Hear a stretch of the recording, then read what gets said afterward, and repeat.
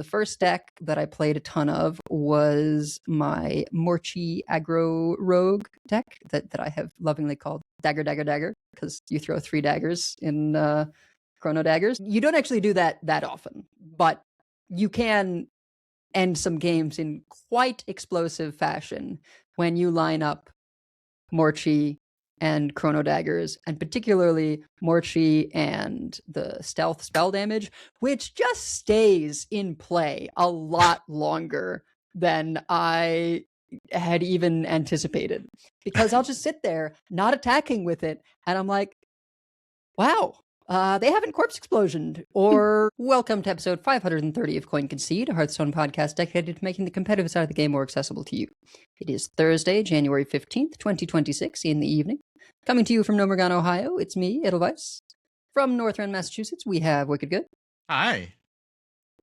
From Teldrassil, California, we have Megasa. Hello.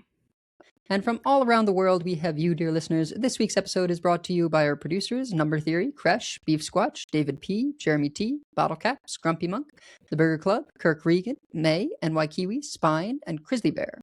And by our patrons of the week, Elteris and Brandon Downs. You can go to patreon.com/CoinConcede to get perks like a thank you at the top of the show, bonus post-show content, early access to new episodes, and help support the show in the process. If you would like to support the show but cannot do so monetarily, please consider leaving us a 5-star review on your podcast feed of choice, as it always helps other people find the show. So, quick listener series announcement. It is that time of year again, a few times a year, I guess. This expansion's Coin Concede listener series will begin on Monday, January 26th. The title this time is TikTok Boombot. Our listener series is sort of a fun, low-stress way to enjoy competitive Hearthstone. You just play 1 match per week at a time of your choosing in Best of 3 Conquest. There's going to be about 4 to 5 weeks of Swiss, followed by a top 8.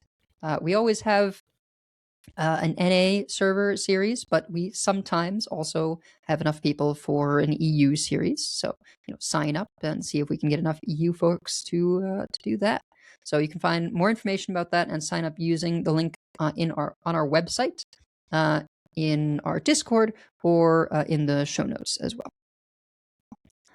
But Life and Ladder, we got a mini set that I think was, I feel like people are mixed. I think it looked more impactful than it has been, but I feel like there's still developments. What's y'all's experience been like? I mean, there certainly has been impact, and people are trying a lot of the new things, and I think people are starting to go back to some of the older decks. To some extent, I think that's natural, right?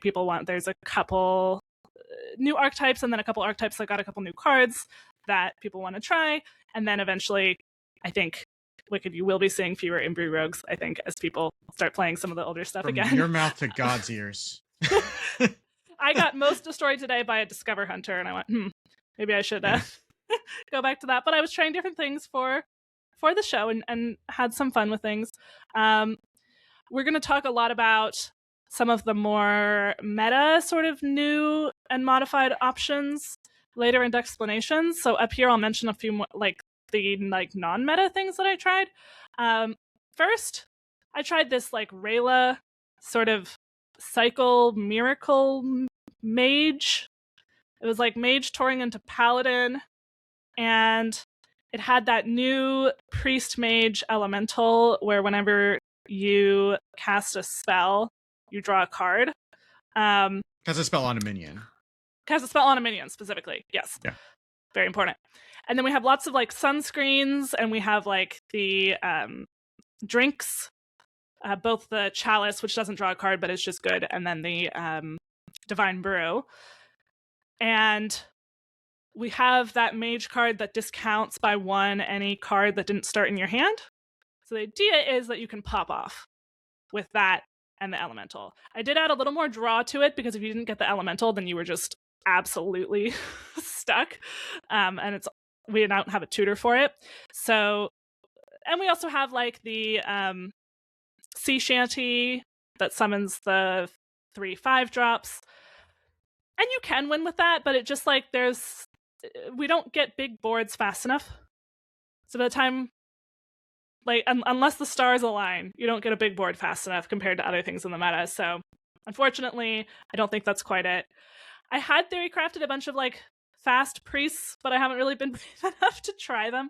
I think they're probably not nearly as good as some of the other, like the faster Death Knights in the meta, for example, that I have tried. But I might try a little bit of the priest just to see. I had kind of made like a not quite menagerie jug, but sort of using that fragment of nothing elemental as draw, and a lot of like things like get better when you cast a spell on it, or cast a spell in general. And it probably won't work, but I do intend to try it, so I'll report back. The most successful non-meta thing that I tried was a big spell druid / huddle up druid / ramp druid, whatever you want to call it. I have this listed in the show notes, by the way, and as well as the Rayla Mage, but I don't recommend playing that. I put it there if you want to look at it. I don't recommend it. But the big spell mage is, we've got Tsunami and Huddle Up right from mage through the Taurus Mista Vista. And then we've got the new Acceleration Aura, as well as New Heights and Trail Mix and Innervate. And then you've got, of course, Elise, Perfect Twin Ziliax, Shaladrisil also is your last big spell, and one Highborn Mentor, which is the 7 mana 6/6 that gets a 2/2 pupil. It discovers a spell from the past, which actually can be quite useful when you have this much like ramp to get into it. So, and then draw and stuff like that, King Tide as well. So if you like Ramp Druid, you like big stuff, it worked pretty well. I went about even with it, I would say, but it definitely felt competitive. So if you want to play something a little off meta, that's an option. It has the Twilight Time Reaver 6-drop, mostly just because I wanted to try the Twilight Time Reaver 6-drop, which is the Paladin Druid card. 6 mana 5/5, choose one, set the attack of all other minions to 1 or health to 1. That does work well with Swipe. It might well be better to just run Bob or Nomelia, but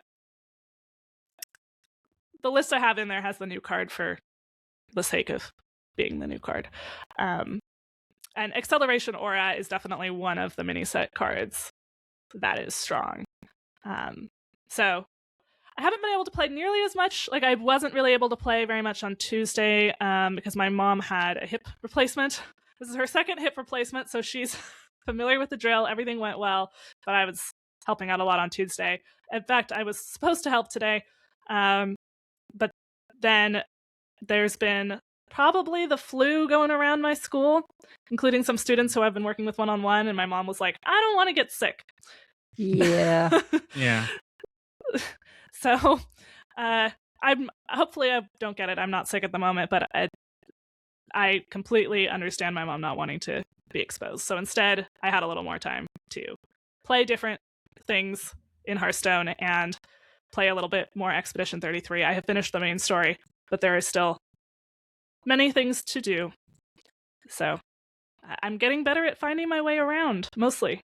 I only get lost sometimes now, instead of lost a lot of the time. But I'm still bad at parries. I'm so bad at parries that, as I was saying before the show, there was a enemy, like an NPC, who gives you a challenge to do a complete parry on their combo, which is 15 attacks.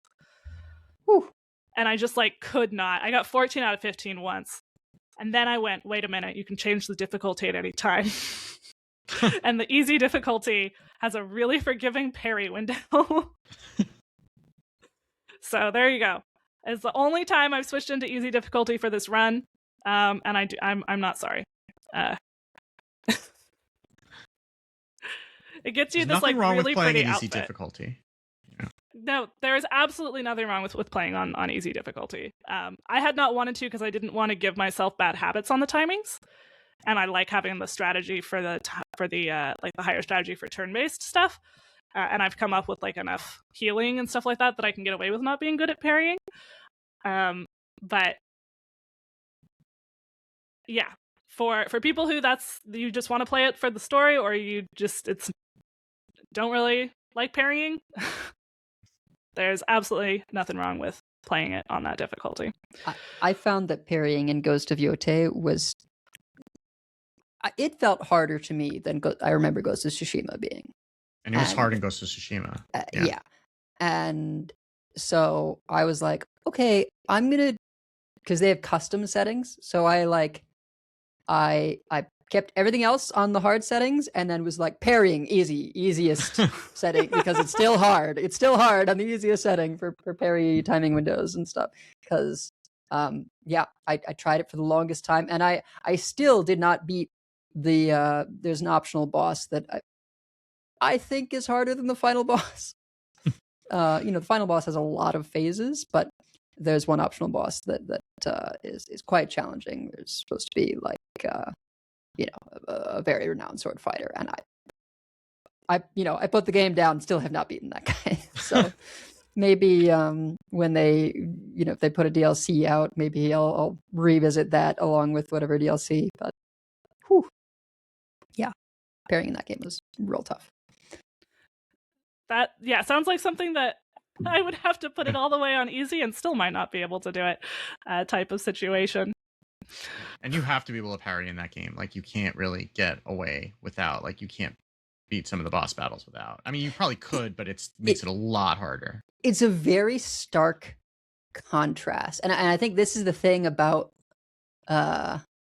not to suddenly be a totally different game podcast, but I think Sekiro had this thing as well, where it's like, you can be the most stealthy person ever for all of the rest of the game. In Sekiro, there were even some bosses where you could like get halfway through beating them by sneaking up on them, but you have to earn that last half because at that point stealth is gone, and because it's a boss fight, you have to rely on your parrying and other sword skills.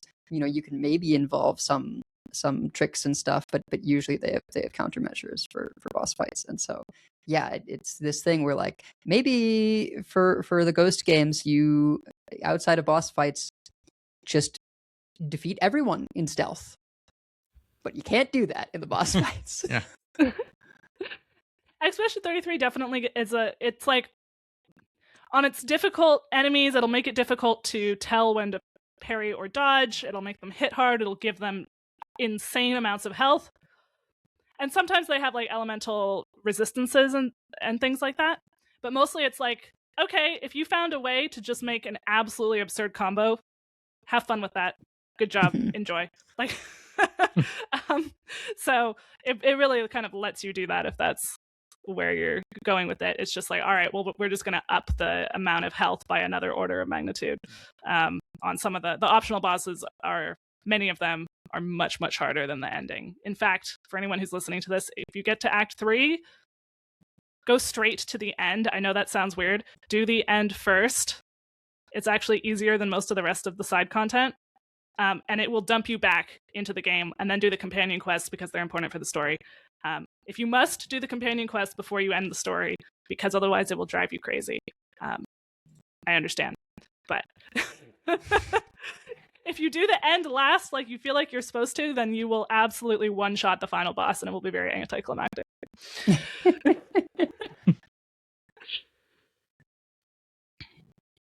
Anyway, I won't go too much into what I played this week because we're going to talk about it all in Dexplanations. I played some of the aggro Dragon Warrior. Yes, I played an aggro deck. Shut up. That's why. And I played it until I ran into a control deck a couple times, and then I was like, okay, I don't like this. And I did spend a decent amount of time with the Aura Paladin. I was probably playing today when I was too tired and gave up on it, and then I may go back to it because it's like one of the things that's been making sense to me. I think it's a good deck. It is very easy to play it in a way that will feel like a bad deck if you're not careful. And I think I was probably doing that and also just tilting off the face of the earth because I'm tired. So that's a thing that happens. I did finish Trails in the Sky first chapter this past week. And again, I mean, this is the remake, but it even knowing what the ending was going to be, it still hit me like a train. So will recommend. It was it was enough to get me to pick Trails of Cold Steel 3 back up, which I'd kind of given up on. I did drop that down to easy because I think I was just struggling with the difficulty of some of the battles. And yeah, I'm enjoying playing that again. So I might be back on the Trails bandwagon. I'm very sorry for those of you who are tired of hearing about it, but you're going to. So there you go. What about you, Edel? So I, until the patch, was actually playing some Diablo because there's new Diablo stuff, and I never actually beat the last expansion, and now there's Paladins. I heard the new season is very good. I haven't tried it yet, but I've heard it's very good. I don't really understand seasons for Diablo, so sure. I guess I've been playing it because I couldn't find where you make a not seasonal character. But yeah, I made the mistake of like, oh, I'd like to, get some gear and do some of these other things that are going on, right? The hell tides and these other things. Then I'm like, wait a minute, I only care about the plot. Why am I not just like mainlining the story? But because otherwise it just ends up feeling like, oh wait, what did I actually accomplish? Nothing. Well, but anyway, so I hit that point, and then suddenly the patch was here. And the first deck that I played a ton of was my Morchi aggro rogue deck that I have lovingly called Dagger Dagger Dagger, because you throw 3 daggers in chrono daggers, and it's a Critical Role campaign 1 reference. But that you don't actually do that often, but you can end some games in quite explosive fashion when you line up Morchi and Chrono Daggers, and particularly Morchi and the stealth spell damage, which just stays in play a lot longer than I had even anticipated, because I'll just sit there not attacking with it, and I'm like, wow, they haven't corpse explosioned, or like, I think the biggest threat is Dubious Purchase. Or the Aura Paladin deal 3 damage to the board guy. Yes, I forgot that card existed, and that lost me a game. Yeah. Yeah, that's certainly the easiest answer. Leeches can over time get there, right? So I got to be careful. But it sticks around more often than I anticipated. And so that is incredibly good with Opu. The only legendaries in the deck are, of course, Corona, Kingslayers, Opu, and Morchi. I've toyed with having one more, but I really want to hit Opu and Morchi. So, yeah, and I tried without Corona, and that did not go well. That it's small sample size. Maybe things would have picked up, but when you go 1 in 4, you're not encouraged to increase that sample size. Yeah. Yeah, the Corona one, I think. Let's see, I'm like 60% win rate. Yeah, 32 and 20. So, I got a good number of games on it, kind of messing around with certain variations. I have like double Eridar Skulker, which is a combo minion that's 2 mana 1/3 combo and spell burst, gain +2 attack and stealth. There's just not a lot of great ways for dealing with stealth minions. So quite frequently that is 8 damage, because I will hit for 3, then activate the spell burst and hit them again for 5. And I just felt like having a density of things that I can go Foxy Fraud on 2 into. So it's like Foxy Fraud Flashback or Foxy Fraud Eridar Skulker. And that's how I get a good chunk of damage. It's a little weird for an aggro deck. It's like a halfway point between an aggro deck and a combo deck, because half the deck is burn. It's like that old like burn shaman, right? Where you would hit them with minions until you for like were able the first to 4 until turns, they played their first taunt, and then you'd go over the top. Yeah, exactly. And so, sometimes it can go distance because of the Rogue Imbue, right? It runs double eventuality because it's burn. And every once in a while, I'm just like, this game's gonna, just give me something I can play this turn, please. Right. And, I'll do that in longer matchups. And it occasionally gets me the game, right? Other times it's just 3 damage or 2 damage. And yeah, Shade of the End Time. Ooh, what a card. That's going to do something in Shaman one day as well. But yeah, I think if I have Morchi and Shade of the End Time and a single Chrono Daggers, that is 18 damage. Seems okay. That's wild. And then sometimes, like, you can discover Chrono Daggers from Morchi's Battle Cry. You can discover Aeon Rend, which does 4 damage to 2 targets twice. Oh, so you can hit their face twice with that for 8 or 10 damage. Yeah, I was thinking that would be good in Demon Hunter, but of course it would just be fine in Rogue. Of course it will. Why wouldn't it be? Yeah. So I was having a good time with that. And then, like you, Wicked. So that deck was like mediocre into Warriors. I needed a good hand. They needed a slower hand. And it was like decent into the Rogues. It's very much a deck where it's like, I must snowball and then burn over the top. And if I don't, then it's not happening. The Aura Paladin,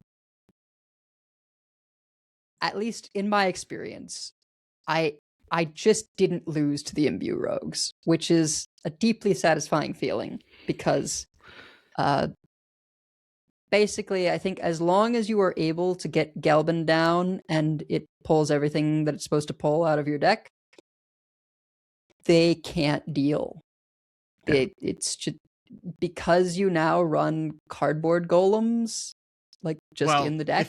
If you're playing that version of the deck, yeah, that's actually not the best performing version now. But I mean, yeah, I don't know. It's felt nice to me because extending your ramp is quite nice. Yeah. I did like it because there's 2 versions. I guess we're going to talk about this in explanations too, because there's also there's a version that's closer to the old Tankgeneer, Carnivorous Cubicle build that cuts the cardboard golems, and importantly, it cuts the Crafter's Aura, which I found was pretty bad because sometimes you get that instead of getting Crusader Aura, and then you would just like that actually. What? I quite like it, but go on. I mean, like the 6 drops are kind of mid generally. I found that they weren't really all that, like, they were kind of bodies, but it didn't really matter, and they were getting in the way of me getting a Crafter's or a Crusader's Aura to be able to actually push damage. But yeah, there's probably a midpoint between the 2 of them. But yeah, the cardboard golems, I did like it in that version of the list because extending the ramp and extending the length of the Crusader Aura was very good. It might be good for you, Wicked, if your draw is as cursed as it sounds like it was from the pre-show, in terms of getting 4s out consistently on 3, then running a few more 3 or like a 3-drop in cardboard golem might be the way to go. Well, that list was running 1 copy of Zephyrus in the 3-drop slot, but okay, I'm looking at the most popular one, which still has a 60% win rate, which is from Requiem. Yeah, I ended up putting in a vacation planning, just for like a little bit more draw, but I could. That's a good idea. I could see going minus Crafter's Aura, and like, I'm personally a fan of Deos because getting like the +4/+4 Divine Shield on an extra thing or an extra dragon is nice, but in general, it has felt quite good having, Violet Treasure Gill into Acceleration or even just Acceleration or I found that in the more aggressive matchups, it's not that I would be ramping into 8, it's that I would be ramping into 4 and then actually have an active Manifested Time Way. Right. Or be able to get the Elise down into a 5 much more quickly than normal, be able to get Chronological Aura much more quickly than normal. Like there's a lot more just playing the auras, not worrying about Galban, Yeah. I feel like. I would agree with that. There's a weird timing thing where sometimes I'll have the mana to play Galban, but I'm like, no, I need to wait until the last turn of Acceleration Aura so that it disappears at the start of the turn, and then I play it so I can get the full Christmas tree. Yeah. There's like this weird sort of stuff to watch out for. Because otherwise you accidentally play Galban when you already have 2 auras and you don't get what you're looking for. Yeah. But we'll talk about that more in explanations and talk through some of the lists and some of the choices. But we do have a little bit of news, mainly patch notes. And then we will talk about some of these decks in a little bit more detail and hopefully help you get climbing for the weekend. So let's do that. Gadgets and Gazette always gets the scoop. So the main news is, there's a mini set out. So if you didn't know that from the past, 20 minutes, now you know. You can go buy it in the shop, regular and diamond. We've gone through all the options last week. They haven't changed, so you will be able to go buy that if you haven't already. There are updates to Arena once again. So all of the existing Arena runs will have ended with the new patch, and there's a new Arena season with Across the Timeways with the mini set. Lost City of Ungoro, Into the Emerald Dream, Taverns of Time, and Taverns of Time. I didn't realize that those rhymed until just now, and now I'm recovering from that. Titans, Voyage to the Sunken City, and the event set. So do keep in mind that this does include the buffed wild set. And that is, those cards are very strong. So you may want to be keeping an eye out for those in your drafts. I don't know how well balanced that is around that, but those cards have been buffed to the moon to be able to try to make a dent in wild, and they may not have, but they sure will probably in Arena. Note that Imbue has been removed from priest drafts again, however. So I know that Imbue for priest is totally broken in Arena. So yeah. So, those people who are spamming the hashtag delete priest hashtags, there you go. You won. You got it in Arena at least. Anyway, we have events. One of them has already started. That is the Echoes of the Infinite event. That is going from January 13th to February 3rd. So that's 3 weeks. You can earn 4 Across the Timeways packs, 2 random epic cards from Across the Timeways, 1 golden Across the Timeways pack, an end time card back, and an infinite coin. Note this is a coin with an infinite design, not a coin that gives you infinite mana. Just in case you were confused, because I saw that and I needed to take a second to remember what it meant. So, but that's there. And then on February 3rd, we will be getting a 1-week event called Crisis in the Timeways that will reward with 2 Across the Timeways packs, 1 random unknown card back from Years of the Griffin, Hydra, or Wolf, and then a Lunara hero skin for Druid. So that will be waiting for you for that. Ysera is in the Darkmoon Fair. She sure is. There's something about getting double XP to get the other colors, which if you spent your $158, they probably should just give to you, but you can earn them faster. So there you go.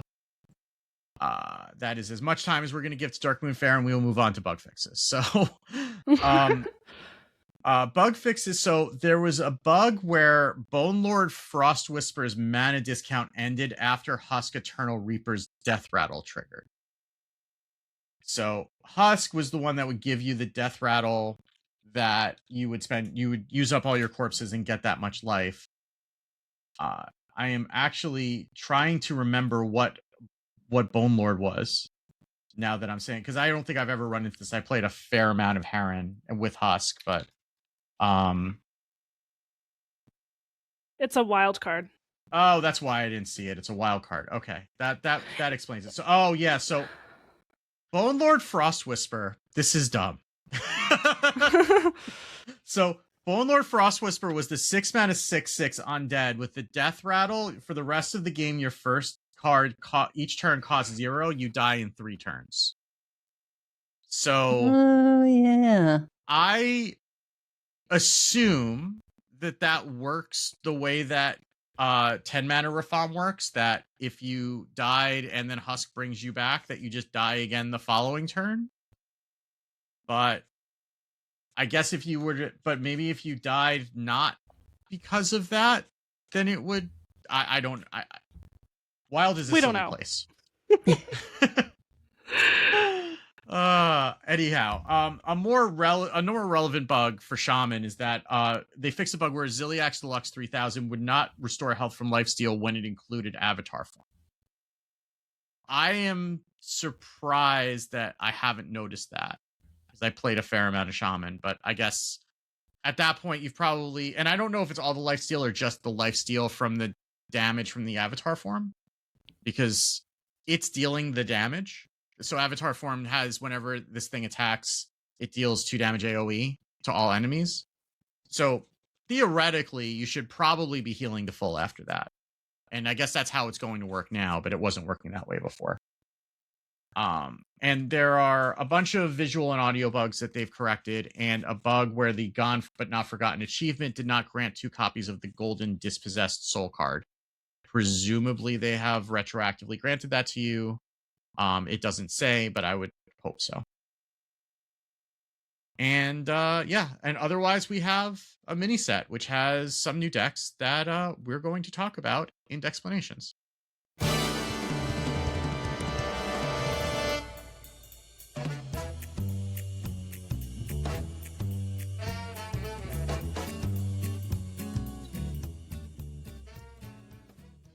All right, so as we often do when we have a new set, we're talking about new or modified things that you can play. We already talked about this a little bit in Life and Ladder. Specifically, the decks, we have in the show notes a deck sheet with Imbue Rogue, Aura Paladin, a couple of Dragon Warriors, Broxigar Demon Hunter, and 3 different Death Knights, BBU Control, Frost Unholy Aggro-ish, and Triple Unholy Aggro-ish. So I say ish because like they're still running Elise, or at least one of them is. But both of them are still running Elise, but their 9-drop is Stitch Giant, so that counts as aggro these days. Sure. I guess we'll start. Well, we had started talking about the Aura Paladin, so we can kind of wrap up if there's anything else that we want to say on that. I mean, I guess it's worth talking about like what's different, right? Which is that Acceleration Aura is a very good card. That's the 2-mana aura that at the start of your turn gains temporary mana crystal, last 3 turns. So that the tech with this is that we're also running Violet Treasure Gill, which is the 2-mana 1/2 Murloc with Battle Cry. Get a random spell from your deck that costs 2 or less. Targets this if possible. It's not going to, because the only spell that you're running that costs 2 or less is Acceleration Aura. So you effectively have 4 shots at getting it. And the deck is very much tilted around that. Like the curve is you run Wisp because you're running Elise, and Wisp is a valid card in 2026 because of that. You're running 2 copies of Righteous Protector. You're running 2 Acceleration Auras and 2 Violet Treasure Gills to get them.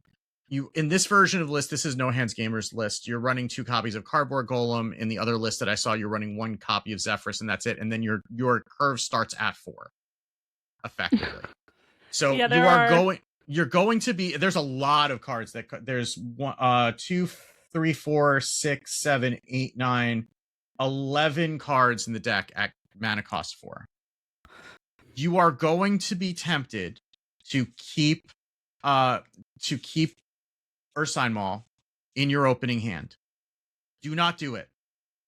You absolutely need to hit your 2-drops in order for this deck to function. When you don't hit the 2-drop, you have 4 of them, so you're likely to, but I also play this deck and I have terrible luck and I don't enough.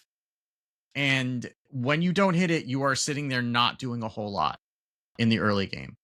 When you do get to ramp to 4, it's fantastic. You'll generally find the other one, and then be able to keep that up. But skipping turn 3 is generally very good. But if you don't get to skip turn 3, it is real rough getting set up with this deck because of how the curve is set up. And even in the later game, sometimes it's a little bit awkward because you don't get to double spell later on. So you really have to be making the most of the spells that you are, or the cards that you're playing, because you don't necessarily, the curve doesn't really allow you to be able to play 2 things in a turn unless you're playing like a Righteous Protector or a Cardboard Golem, Cardboard Golem's great when you can get it down, you can fit it into a turn, but sometimes the curve gets a little bit awkward and you're kind of giving up some mana in the mid game because of that. But if your plays are all bombs, then it doesn't really matter. And ultimately, you're just trying to use your Ursine Maul to find Ziliax and then Gelbin, slam Gelbin on 8, ideally with a board, ideally getting Crusader Aura down. And as Edel mentioned, you do sometimes want to let your early auras expire to make sure that you're getting the most value out of Gelbin, because you don't really want to be drawing like a singular aura later on. Again, this list from No Hands Gamers runs Crafter's Aura. I feel like that's a real questionable spot that maybe something else could go in there, and it hasn't been performing particularly well for me. But you're also running you're running the 2 auras that come with Gelbin. You're running 2 copies of Crusader Aura, 2 copies of Acceleration Aura, and 2 copies of Chronological Aura. So sometimes Crafter's Aura can kind of sneak in there when you wanted either the Taunt or the Crusader Aura, and that can feel bad when you're relying on that damage coming out. But you do need to pay attention to like how many auras you have available. I will note somehow I just added another one in the deck sheet with the correct somehow you ended up with the wild version of this list. Oh, so really? If you're watching the video version, that 54 games low win rate is not accurate. The actual deck that's it in wild. In standard, it has a 60% win rate over 17,000 games. Diamond through Legend. Just wanted to point that out for anybody who's watching the video. So it if I look at just past day, does that change? It's so even just past day, it's still 59.9% over 9,670 games. If I look at just like top 5K Legend, it does go down a bit, but still 55%. It drops off a lot in top 1K, but that makes sense. It doesn't give you a whole lot of agency when you're playing it, because your plays are, I mean, you have your choice of whatever 4 cost spell you want to play, but beyond that, sometimes it kind of does play a little bit on rails, especially in the early game. But yeah, it does kind of degrade a little bit when you get to higher ranks, but like Diamond 4-1, it's real good. And it's still positive, unlike before. So past day at top 1K, it's still positive, 50.7%, which I feel like in top 1K or a Paladin before the mini set was not positive. Yeah. Right. So it has moved up even if you're playing at those higher ranks. Yeah. I mean, the problem was that like the deck didn't really change all that much. Like the curve always kind of spent a lot of time at 4 anyway. And now it's just kind of embracing it, where it's just saying, well, my curve starts at 4, so I'm just going to skip. I'm going to play turn 2, I'm going to ramp, and then I'm going to start turn 4. I'm just going to pretend that I'm a druid. And when you have 4 shots at getting it, it works out a lot of the time. Not all the time, but a lot of the time. And that's just kind of letting it behave the way that it was always kind of meant to, because the curve was so 4 heavy. Like, we thought that Cardboard Golem was going to help the deck a lot, because like, oh, well, you need something at the earlier mana slots for the deck to function. No, we just needed to skip all those turns and just start at 4. Just start at 4. I will also say, like, if you are on the coin, like, save your coin for your 4 drops. Like, most of the time, I would think you're coining out a 4 drop. I don't know that you are, because generally, like, you're not going to coin acceleration aura, right? Because then that just curves you into Okay, 3. I would say, yeah, if you have acceleration aura on the coin, then probably you're saving your coin for like Gelbin or something. If you don't have acceleration aura, that's your backup plan if you're on the coin. I actually have been starting to use the coin a little bit more liberally. And again, I had a terrible day with this today, so maybe I'm not doing it right, but I find that you end up having to use the coin just to kind of jump the curve a little bit. Sometimes you have to get sometimes you get 2 acceleration auras down too, and then you're using the coin to just turbo out Gelbin.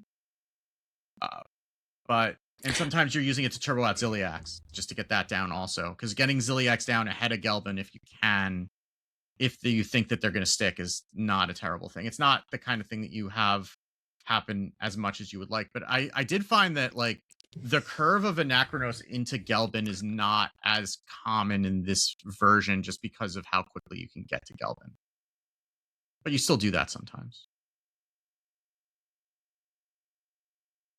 Yeah, it looks like there are also versions. We were talking about this a little bit before the show. There are versions with Tank Janir and Carnivorous Cubicle back again. So you can do that and the Violet Trudgergill acceleration aura plan, absolutely. Yeah. If that's what you would like to do. That one looks like it doesn't have Crafter's Aura. I should add, this version is going very greedy even, and still has a good win rate despite all that, because it's also running Puppet Master Dorian, which is solely for when you have Ursine Maul into Dorian.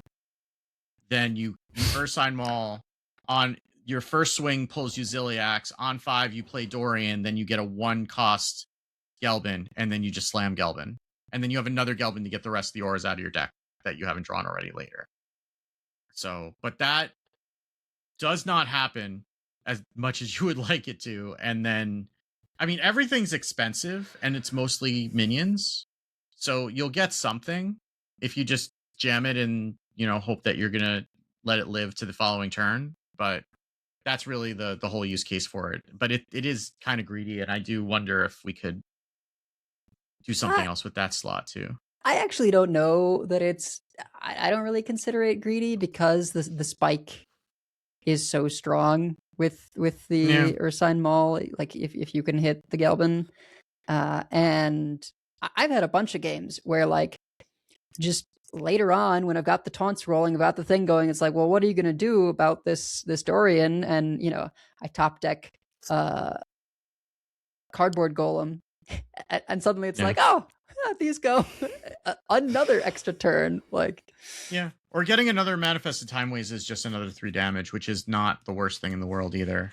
Or a 1-mana Xavius would be fine to get some of those other things. Not everything in the deck is a hit at that point, but like, especially once you've pulled all the auras out, I guess, then it's basically minions that's left at that point, because the only other spells all the spells are auras, basically. Yeah, it looks like, in terms of like smaller sample size decks, people are trying Bob instead of Crafter's Aura, Zephyrus and the Cardboard Golems instead of Crafter's Aura. It's just no one of these has enough games to show up when you maybe greed is good. Who knows? Yeah.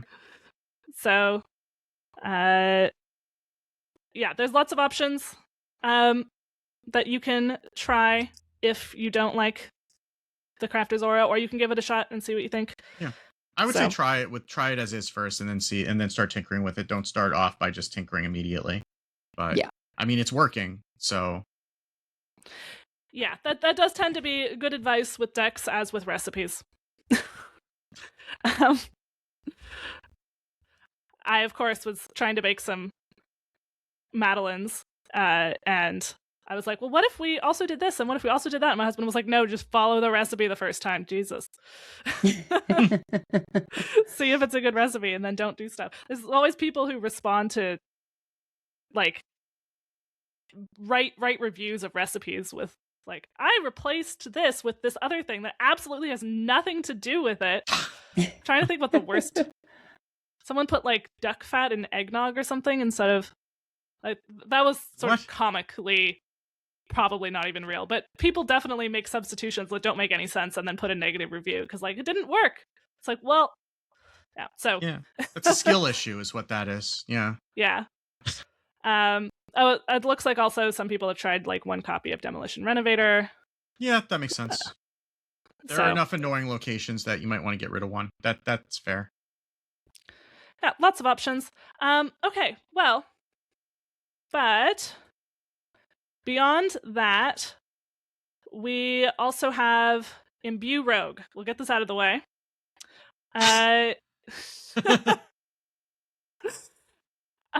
So I took a screenshot today. I did play some of this and enjoyed myself. We have 2 in the show notes. One, that's a sort of more aggro tightlist Elise version from Kubu, and one that doesn't have a listed streamer to go with it that is an Elise Imbue Rogue, which is similar to the one that I was playing, which is going a little greedier. We've got Malorn. We've got Resplendent Dreamweaver, which is the 4-mana 4/4 lifesteal that does 4 to a minion if you've imbued. We've got Murex the Crystalline. And Treasure Hunter Eudora. Wicked, I will say, if you play this, sometimes you get a silence and destroy the board out of Treasure Hunter Eudora. But I didn't come upon it honestly. And is that any real way to live? I did that today against a Cliff Dive Demon Hunter who had a full board of Blobs of Tar. Amazing. It was amazing. Unfortunately, I still lost because I was at low health at that point. And that gave them room for their... in a way, it was almost a benefit for them because it gave them room for their Cliff Dive.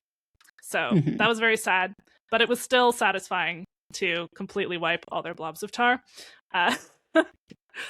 And this version has tests. I took a picture of a thing that would annoy both of you, which is that I was facing some poor soul who was playing Control Priest, and I used Deja Vu and got their Cease to Exist, and then ceased to exist their Blob of Tar.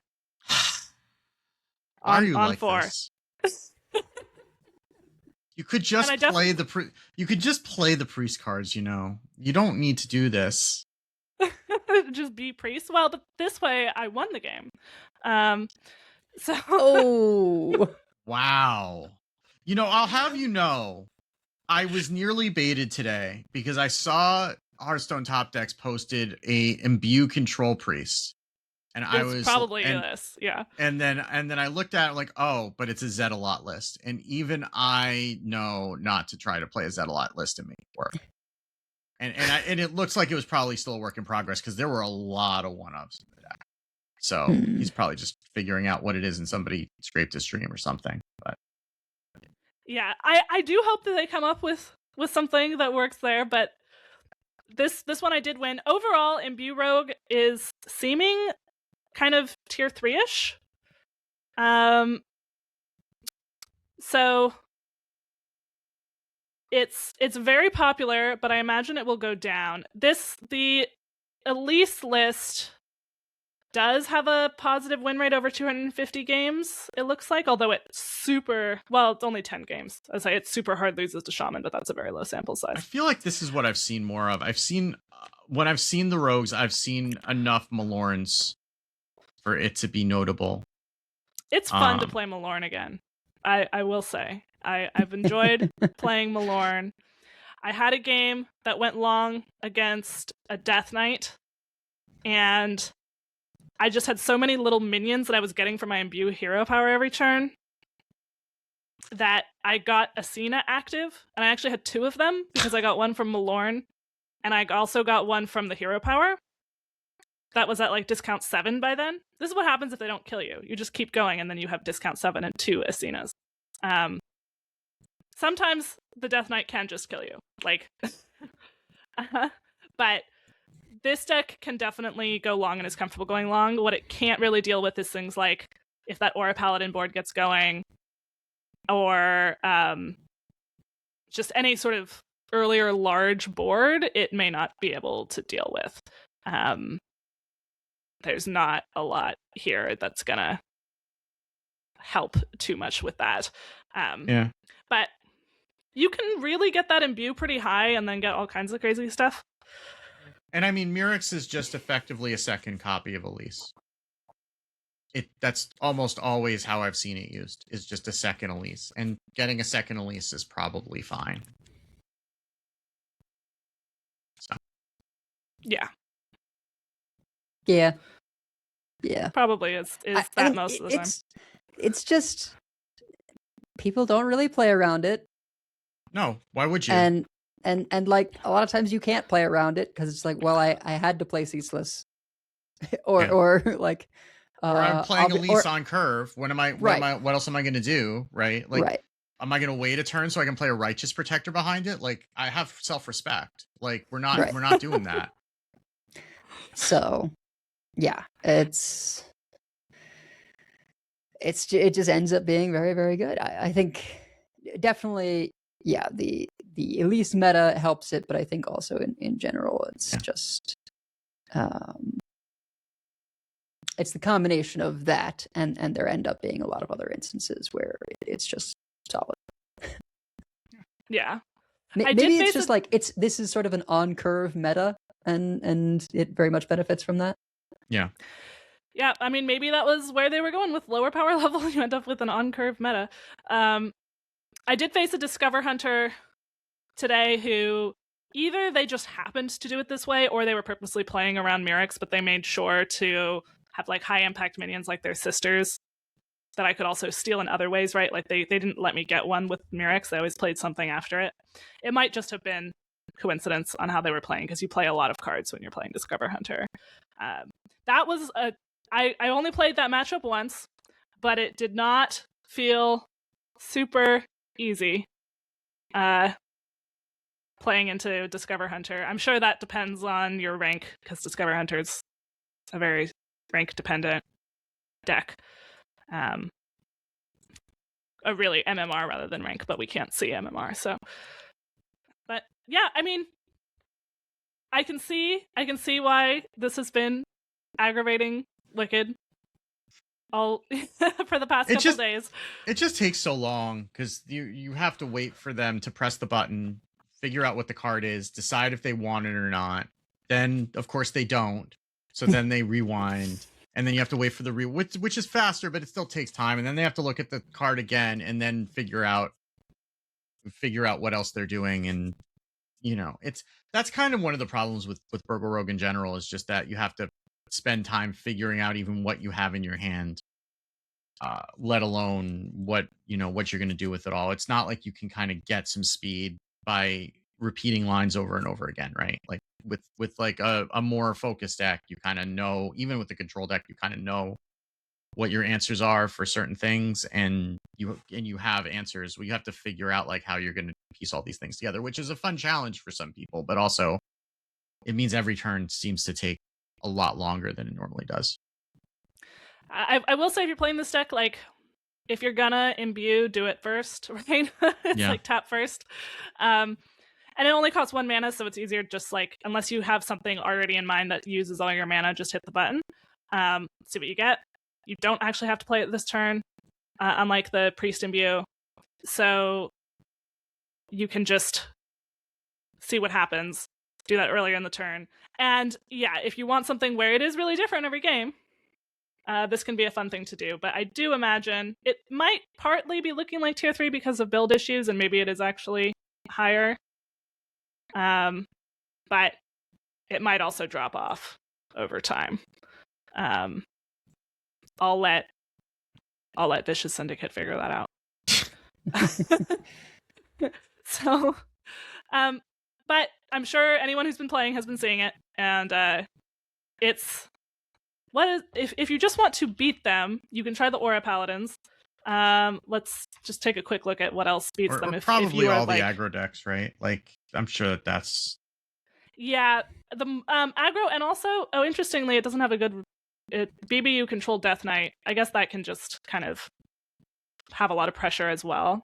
Yeah. Protoss Mage beats it. Cliff Dive Demon Hunter beats it.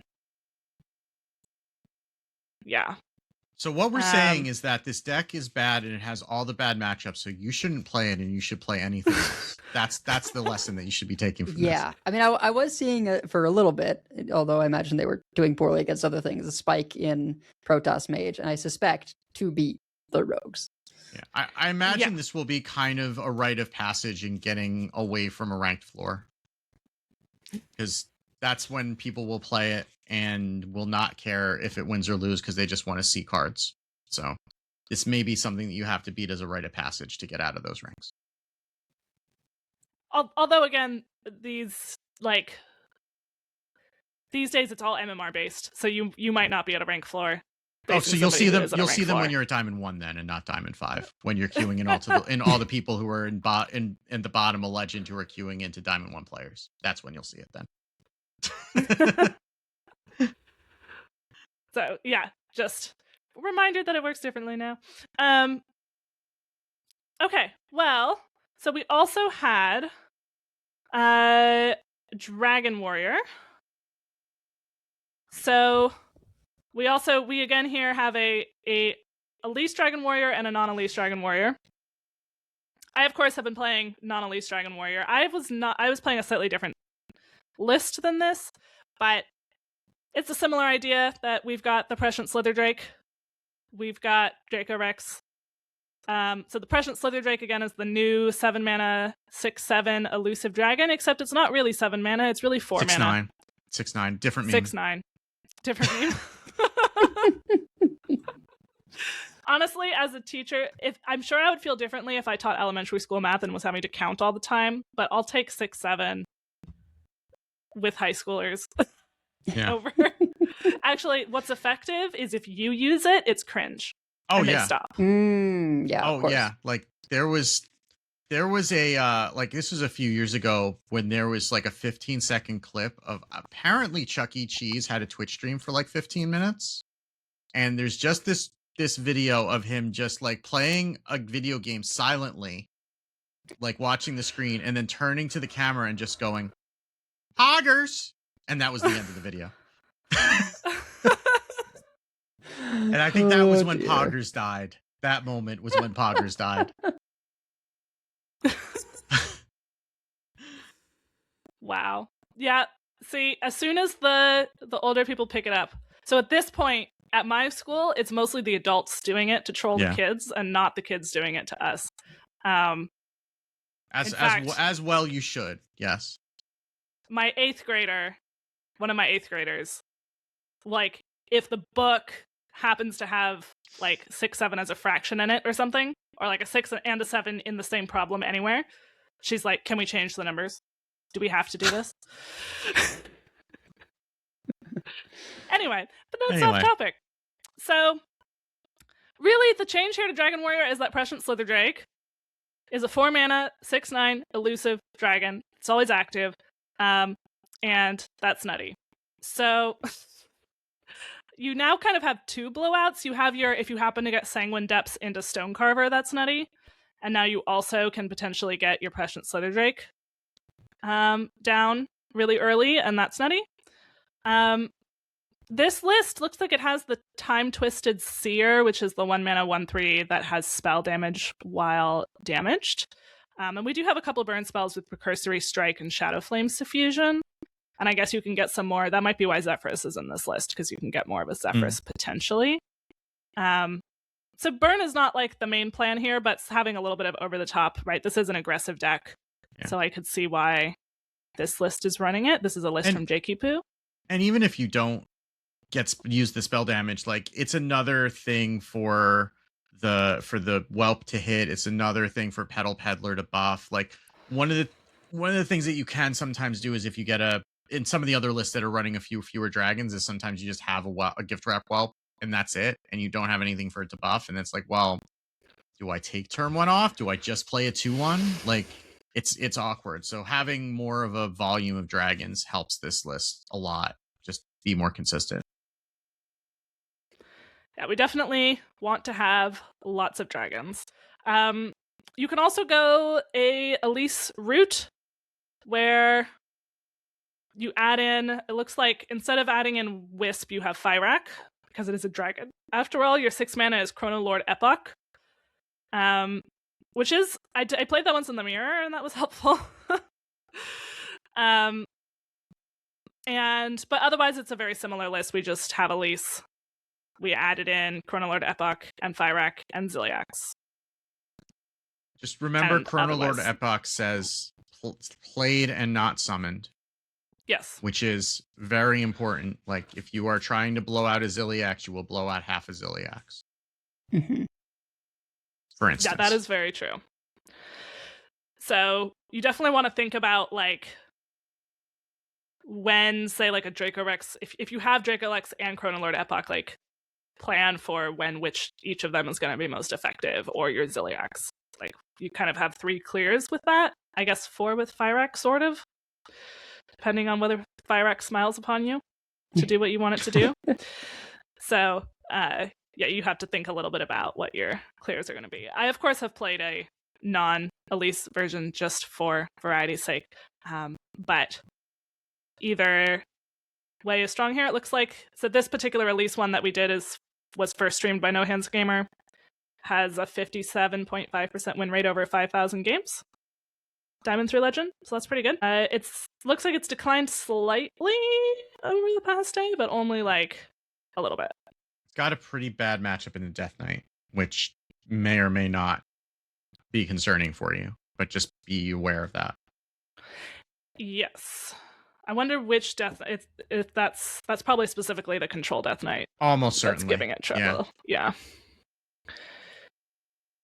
So, if that matchup is going to drive you crazy, do keep that in mind. But it is a fun deck, and if you want a proactive deck, it's definitely a good option. We have a Broxigar Demon Hunter. Have either of you played this deck so far? I played against it once, and I healed enough that they weren't actually able to kill me with Broxigar, because we're running. It's basically a turbo draw deck, and like the curve technically goes high, but realistically, like Remnant of Rage and Ceaseless Expand should probably be free when you're playing them. So you're just running all of the draw, like all of it, to get Broxigar down as quickly as possible. And you're also running 2 Youthful Brewmasters to be able to do 36 damage in a turn, which is also the reason that you have Ceaseless Expand, so that you can clear out any taunts that might be in the way, to get in the way of that plan. But otherwise, you're running Platysaurs, you're running your main decking Crimson Sigil Runner. Only 1 Paraglide, surprisingly. I would think that would be a 2 of, but maybe you just don't need it. But yeah, you're just running all of the draw to just try to turbo draw through your deck, get Broxigar, bounce it a couple times, and kill your opponent with a double Leroy, basically. Yeah, my impression was that part of the edge this deck gets is because people don't know right away what kind of Demon Hunter you are. Like, Yeah, at least that was my experience in facing it. It sort of fits in this weird niche where you have kind of a bunch of not like amazing, but often good enough control tools. And you are still Demon Hunter, so like you're getting chip damage in often, and then yeah, Broxigar, Brewmaster is 24, and like, you know, if you need more, you can get more, but There is a I don't know where this is from, but World 8 in the Discord posted a Demon Hunter that's like, I don't know what I would call this, like an attack Demon Hunter. But it's also got like a climbing hook, which is the 6 mana 5/2 weapon that doesn't lose durability while you control a minion with 5 or more attack, with the Remnant of Rage and Perennial Serpent and Ziliax. You have Kane. You have like Slumbering Sprite. It has Broxigar, Spirit of the Team, lots of ways to get attack. Chrono Card, the new legendary. Battle Cry, give your hero +3 attack this turn, next turn, and the turn after. I'm almost surprised that we're not running Illidari Inquisitor, but maybe it's too expensive. Yeah, I mean 8 mana is a big ask at this point. Yeah. We're supposed to be getting them down sooner, I guess. But I haven't tried that. I don't know where it's from, but I just noticed that looks interesting. World 8 often posts interesting looking things that either he's made or he's seen around the place in the Discord. So in the deck list library no chat channel, which is you can find at discord.concede.com. Yes, we're very friendly. You will get lots of people waving at you in the welcome channel. Yes. Whether you would like them to or not, I guess. But we're also very friendly if you have any questions or comments or just want to chat. So we've had like new people come in who are, say, like newer to the game and be like, I don't know if anyone wants to answer this question, and then like 3 people are thrilled to be able to put their expertise to use. So we are nerds, and we like to nerd out about what we're nerds about. So yeah, I haven't tried this yet, but I do want to give it a shot, and that other Demon Hunter also looks interesting. Yeah, it does seem like Cycle Rogue, but green to some extent. Yeah, it does look like that. However, if you like Death Knight, you have lots of options right now. And they're all similar-ish, but... so I guess we should start... We'll start with the Control Decay. This is what you've probably seen a bunch of on Ladder. Really, like, we just added Remnant of Rage, right? Because we're a Death Knight, we still have lots of minions, and we have lots of clears. So one thing that's kind of nice about the Control Decay using Remnant of Rage is that it's not your minions that have to die, just any minions. So you can drop this after a corpse explosion, for example, and then just be good to go. So that was one thing that with the more aggressive ones using the Remnants of Rage, it was sometimes, if you had an aggressive versus aggressive matchup and you were behind on board, you could never play your Remnants. Because they would clear your board every time. Yeah, I mean, you do have the pirate location in Demon Hunter, right? So... Oh, no, like sorry, moving on to Death Knight. Yeah, no, I know, but it's a Demon Hunter Death Knight card, right? So, right. Like in Demon Hunter, if you're playing in an aggressive list, like you have the pirate location to do that. But in a Death Knight where you just can wipe the board, you can just wipe the board and then play a 6/5 for free, which is kind of the dream. So, yeah.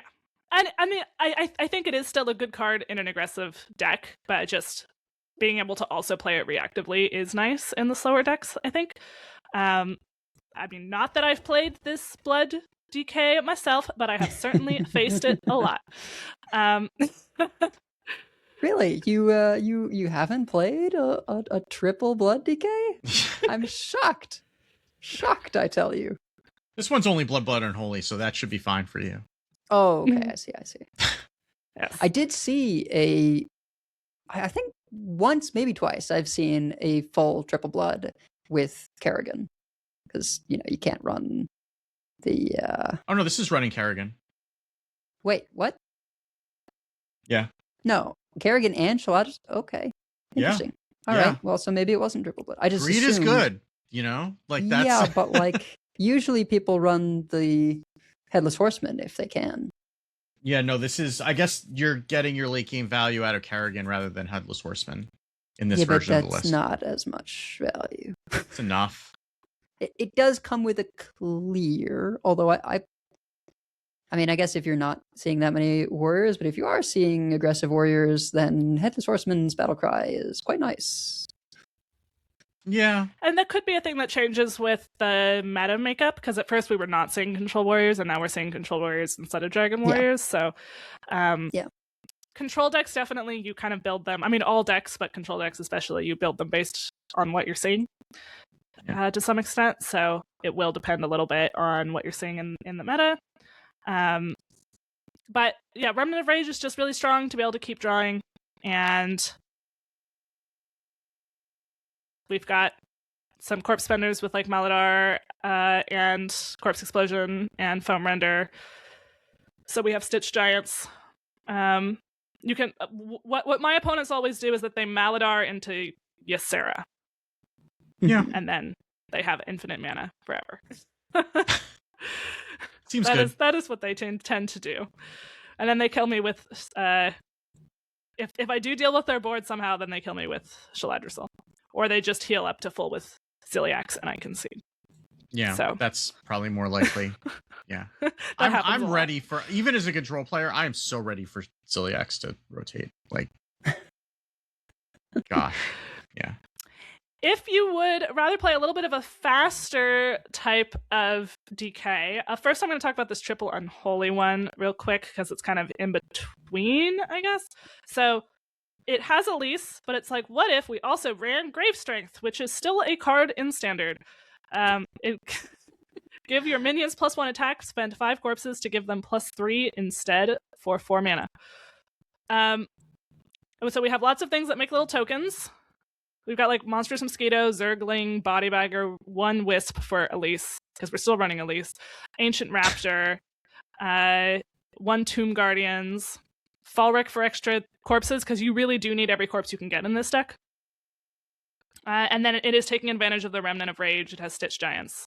Still has Kerrigan, also for Elise, and that can also give you a bit of a board, as well as a bit of a board clear if you do get behind. So I played a couple games of this. It was up and down.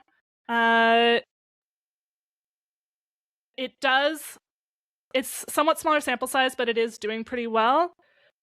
I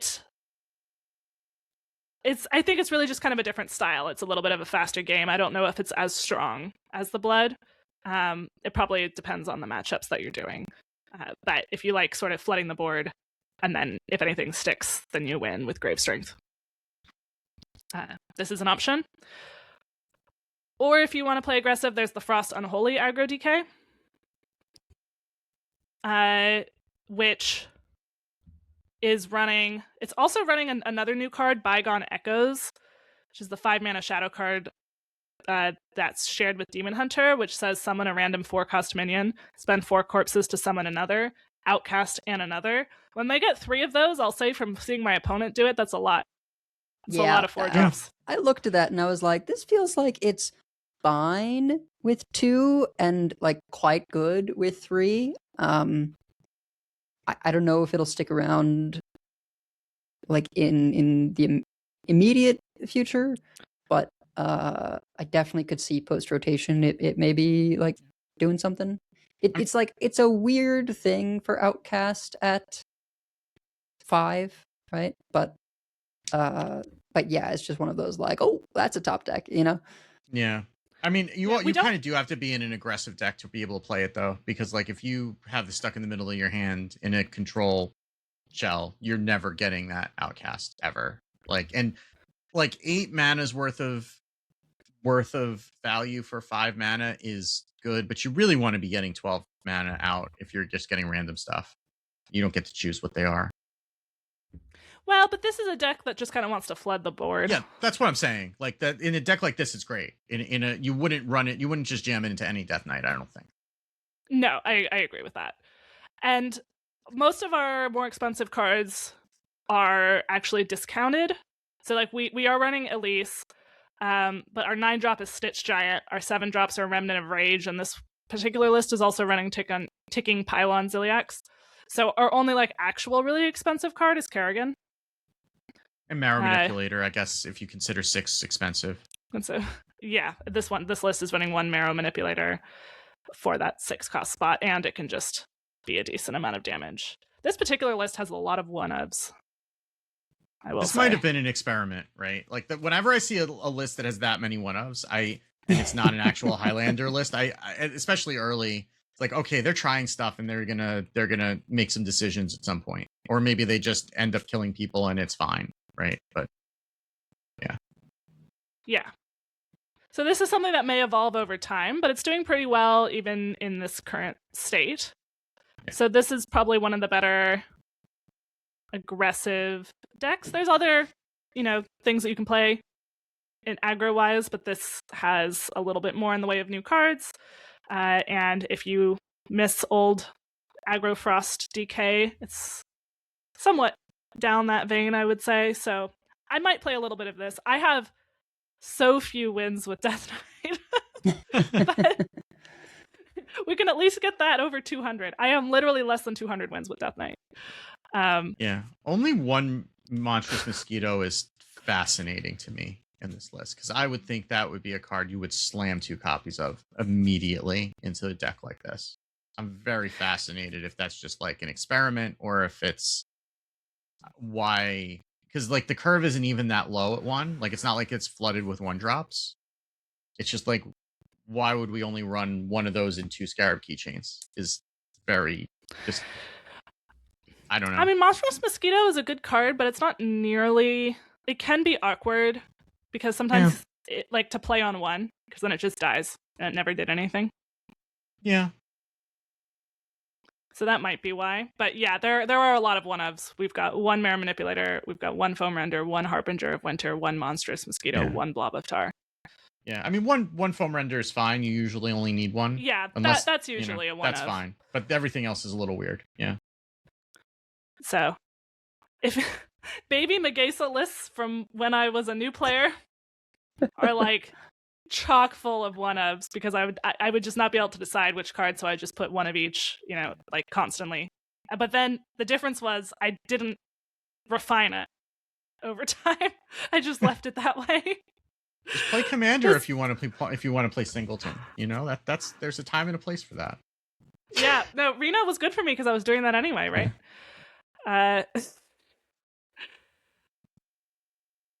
All right. Well, I think there's more developments, and we've got again like in our Discord people posting other things to play as well. But those are kind of what we're seeing so far on day 2 of the mini set as more meta-ish directions that have changed because of the mini set.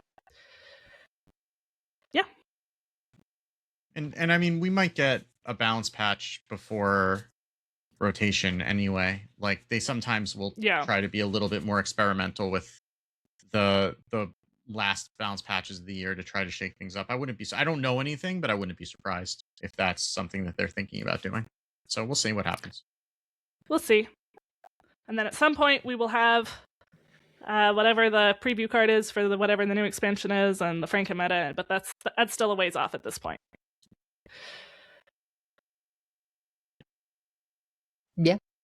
It's I like all the experimentation that's going on. I still kind of have hope that like maybe something new might pop up, but I think it's still more impactful than other stuff we've gotten this year. And I think there's some pretty cool cards. Yeah. We're not sitting here wondering when the cards are going to release, which has been the case for some of the releases over the past year. So it's definitely a success from that point. It doesn't feel like they overshot with anything either. Like, especially with a mini set, sometimes they have like the neutral legendaries and you can kind of like, I still have, some bad memories of the Kazakhstan meta, which was like the last mini set of the year, like that sort of a thing. So it's easy to go a little bit too hard to try to make a splash. And it feels like these cards have been impactful without being oppressive. And that's a good thing given some of the challenges we've had with some of the earlier releases this year. Or over the past year, I suppose. Yeah. I don't know. Any other parting thoughts? Go away, Imbue Rogue. All right. Well, we have many folks we'd like to thank. Check our thanks section on the website at Concede.com. You also find our contact info, our show notes, and our Patreon information. You can monetarily support our show at patreon.com/Concede. Join us every week live by following us on Twitch at twitch.concede.com. Join our community chats in our Discord at discord.concede.com. Write into our email at coinconcede@gmail.com. Follow us on Blue Sky at CoinConcede. Subscribe to us on YouTube at youtube.com/@CoinConcede. And if you'd like some CC swag, head on over to our shop at link in show notes or on our website. We're still working on that. Coin Concedes.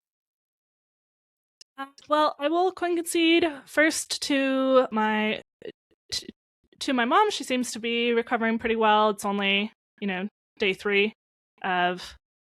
It's insane that hip replacements are like as mundane as they are when you think about that they're like literally putting in an artificial hip in place of part of your hip, like, and you're out of the hospital in the same day. Like, she came in at 6 a.m. and she was out by 2 p.m. with me. That's pretty walking. good. Yeah. She had 23 steps to get up to her front door when we got up there. Of course, she still had a little bit more pain meds going on the first day, so she was actually a little bit less mobile on the second day. It's still surgery, yeah. I would imagine, but yeah. It's still a major surgery, and can't move her leg in different ways. She's definitely learned like you got to keep everything in line while it's healing. No turning out, turning in, getting off the midline. No.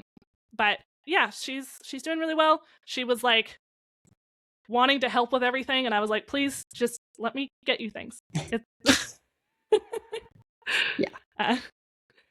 And also, as always, a thank you to Schwal for being our Concede listener series admin, and also general mod and community member extraordinaire. So always much appreciated. Well, I will concede to Jolt C, who I ran into on ladder this morning, and we played a Aura Paladin mirror while I was starting my day. And I did win that by the skin of my teeth, but that was the first time that I ran into Crafter's Aura screwing me. So that was the impetus for that bit of criticism. But it was a very good back and forth. I mean, as a mirror would be. So well, I'm going to concede to everyone who is engaging in peaceful protest right now. There are braver folks than me out there right now, and we need that. Yeah, it's just been on my mind. Yeah, yep, for sure. Well, that's going to do it for us for this week. So until next time, keep calm and accelerate your auras. And if you see us on ladder, concede. Concede. Concede.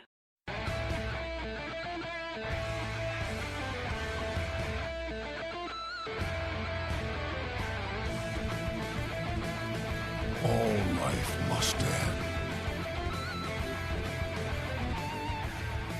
I yield for now. I concede. Well fought. I concede. You win this one. The victory is yours. You have bested me. I give up. You win this one, friend.